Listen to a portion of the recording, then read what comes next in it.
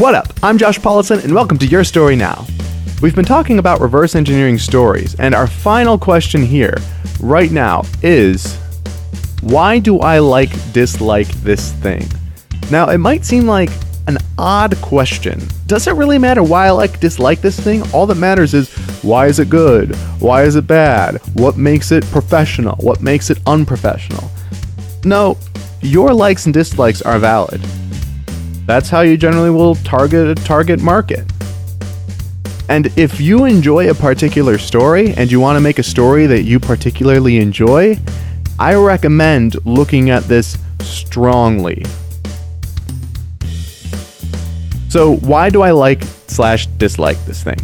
So for me, part of the reason why I like, and this is going to be personal because it is a personal question, I liked the simplicity of the story. I always like simple and clean stories that just are very straightforward, to the point. I think that there's a lot of power in it, and I feel like this story is a good demonstration of that. So I liked that it was to the point. I liked that they didn't feel the need to pad it out with a bunch of random stuff. I liked that it, for the most part, I would say they didn't have more than they needed to. I really like that. I like that it was simple to create.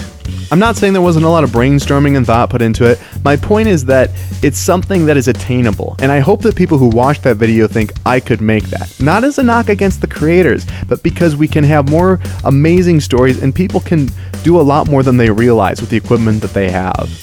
Your camera equipment and perhaps your audio equipment, regardless of what you've got, if you have a phone, you can probably make a video with higher quality than this one, as far as the video resolution and that sort of thing goes.